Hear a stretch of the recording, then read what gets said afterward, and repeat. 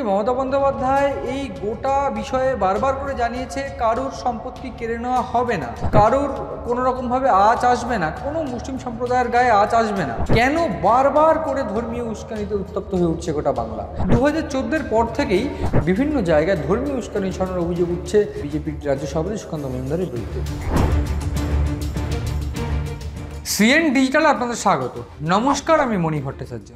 আমরা এর আগে জানিয়েছি বা দেখিয়েছি কিভাবে ধাপে ধাপে ধাপে ধাপে উত্তপ্ত হয়ে উঠেছিল গোটা বাংলা।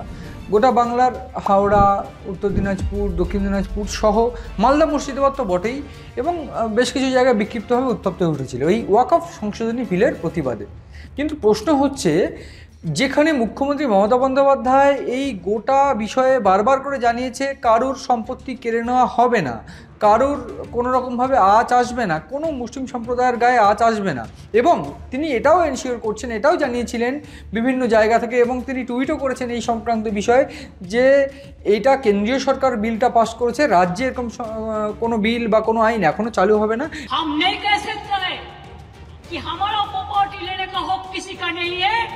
वैसे और किसी का प्रॉपर्टी लेने का हक हमारा भी नहीं है। सबको जीने दो, सब जियो शांति का साथ, और सबको जीने दो। आप लोगों को दिल में दुख हुआ है वॉकअप प्रॉपर्टी के लेके, इसी के लिए आप लोगों को भी कोई आप लोगों को भी पॉलिटिकली उस्काता है, प्रोवोकेटिंग that you should assemble and lodge a movement. I will appeal to all of you not to do it. Please remember, when Didi is here, Didi will protect you.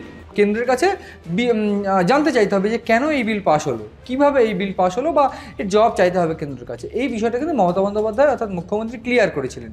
তারপরেও কেন বারবার করে ধর্মীয় উস্কানিতে উত্তপ্ত হয়ে উঠছে গোটা বাংলা? এরা কারা যারা ধর্মীয় উস্কানি দিয়ে ফায়দা লোটার চেষ্টা করছে?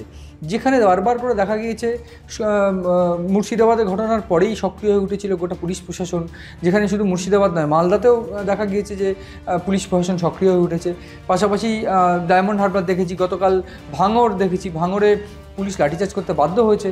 কিন্তু কারা এই ধর্মীয় উস্কানি দিয়ে বারবার করে চেষ্টা করছে এই গোটা পরিস্থিতি বিগড়ে দেওয়ার এবং গোটা বাংলার যে শান্তি সম্প্রীতি রয়েছে সেটা বিগড়ে দেওয়ার প্রশ্ন উঠছে? তার কারণ আমরা দেখেছি এর আগেও 2014-এর পর থেকেই বারবার করে ধর্মের নামে গোটা বাংলা উত্তপ্ত রয়েছে। শুধু গোটা বাংলা নয়, ধর্মকে নিয়ে একটা রাজনীতিকরণের চেষ্টা হয়েছে গোটা বাংলায় বারবার করে, এবং সেটা খুব বেশি নয়। কিন্তু এই সংখ্যাটা যদি দেখা যায় বছর 5-7 আগে, কিন্তু কার প্রভাবে, কেন, এবং এই গোটা এই ওয়াকফ সংশোধনী বিল বা এই সময়ে যে ধর্মীয় উস্কানিতে বারবার করে তাণ্ডবের শিকার হয়েছে বাংলা, এবং তাতে যে সরকারি সম্পত্তি নষ্ট হয়েছে, এটা কেন? যেটা দেখা যাচ্ছে, ওয়াকফ সংশোধনী বিলের নামে গতকালও ভাঙড় উত্তপ্ত হয়ে উঠেছিল। এর আগে জঙ্গিপুর, মালদা, মুর্শিদাবাদ বিভিন্ন জায়গায় ধাপে ধাপে উত্তপ্ত হয়েছে, এবং সেখানে প্রত্যেকটা জায়গায় পুলিশের উপর হামলা, পুলিশের উপর ভাঙচুর করার চেষ্টা হয়েছে, এবং সেখানে কিন্তু রাজ্য সরকারের যারা অধিকর্তারা রয়েছে কিংবা পুলিশ প্রশাসন রয়েছে, তারা কিন্তু যথেষ্ট সক্রিয় ভূমিকায় দেখা গিয়েছে তাদের। এবং ইতিমধ্যেই আমরা দেখেছি শনিবার থেকে ডিজি রাজীব কুমার সহ বিভিন্ন উচ্চপদস্থ আইপিএস যারা রয়েছে, সুমিত গুপ্তা, সিদ্ধিনাথ গুপ্তা, কিংবা যদি দেখা যায় জাভেদ শামীমের মতন অফিসাররাও এই বিষয়ে নজরদারি রাখছেন। কিন্তু সেখানে দাঁড়িয়ে কেন বারবার উত্তপ্ত হয়ে উঠছে গোটা বাংলা, এই বিষয়ে কিন্তু প্রশ্ন উঠছে। পাশাপাশি এই ভাঙড়ে বারবার করে শান্তি সম্প্রীতি বজায় রাখার কথা বলা হয়েছে, কিন্তু এই ওয়াকফ সংশোধনী বিলের প্রতিবাদে গতকাল গিয়ে রাস্তায় ভাঙচুর, পুলিশের গাড়ি ভাঙচুর।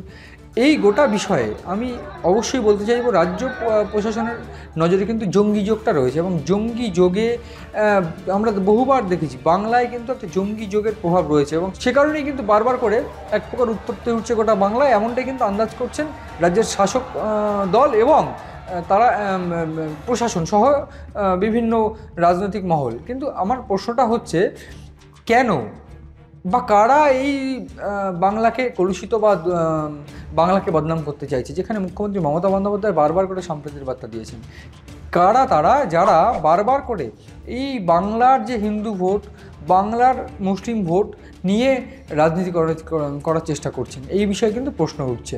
আমরা এর আগে দেখেছি এখানে বারবার করে ধর্মীয় উস্কানির অভিযোগ উঠছে। কারা দিচ্ছে ধর্মীয় উস্কানি? এই অভিযোগও কিন্তু করছে রাজ্যের শাসক দল অর্থাৎ তৃণমূলের আইটি সেলের সভাপতি দেবাংশু ভট্টাচার্য একটা অভিযোগ করছেন, এবং তিনি প্রেস কনফারেন্সও করেছেন কালকে। সুকান্ত মজুমদারের কাছে স্পষ্ট প্রশ্ন, আপনি যদি এতটাই নিশ্চিত হবেন তাহলে এই টুইটটা ডিলিট করলেন কেন? আপনি এই টুইটটা ডিলিট করেছেন কারণ আপনি নিজেও জানেন আপনি মিথ্যের বেশাতি করছিলেন, আপনি নিজেও জানেন আপনি ফেক নিউজ ছড়াচ্ছিলেন। গোটা রাজ্যের বিভিন্ন থানায় তৃণমূল ছাত্র পরিষদের নেতারা অভিযোগ করছেন এবং অভিযোগ করছেন এই মর্মে সুকান্ত মজুমদারের একটা ফেসবুক পোস্ট নিয়ে, শুধু ফেসবুক নয়, সমাজ মাধ্যমের পোস্ট নিয়ে।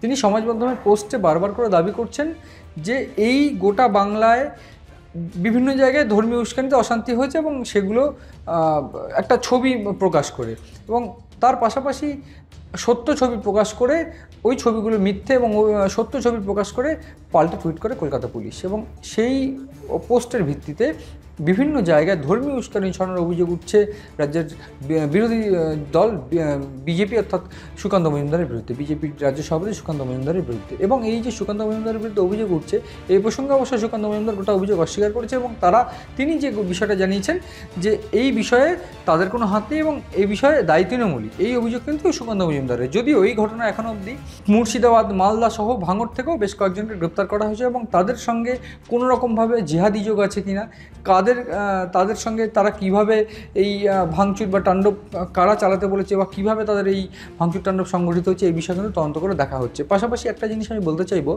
যে যেখানে মুখ্যমন্ত্রী মমতা বন্দ্যোপাধ্যায় বারবার করে বলছেন যে এই ওয়াকফ সংশোধনী বিল আমাদের রাজ্যে চালু হবে না বা পশ্চিমবঙ্গে কারুর সম্পত্তি কেড়ে নেওয়া হবে না, সেখানে কেন বারবার কার ধর্মীয় উস্কানিতে ধর্মীয় বিক্ষোভের নামে তাণ্ডব শুরু হয়েছে? এই প্রসঙ্গ কিন্তু ভীষণ উদ্বেগের এবং পাশাপাশি এই গোটা ঘটনায় কোনো রকমভাবে বাইরের থেকে বা উত্তরপ্রদেশ থেকে বা বিহার থেকে কোনো রকমভাবে দুষ্কৃতি এনে বাংলা সম্প্রীতি নষ্ট করার চেষ্টা হচ্ছে কি না তাও কিন্তু খতিয়ে দেখছেন রাজ্য শাসক দল তৃণমূল এবং গোয়েন্দা বিভাগ, রাজ্যের গোয়েন্দা বিভাগ। এবং সব মিলিয়ে গোটা পরিস্থিতি কোন দিকে দাঁড়ায় বা কোন দিকে গড়ায় সেদিকে কিন্তু নজর রয়েছে আমাদের। নজর রাখুন আপনারাও সিএন ডিজিটালের পাতায়।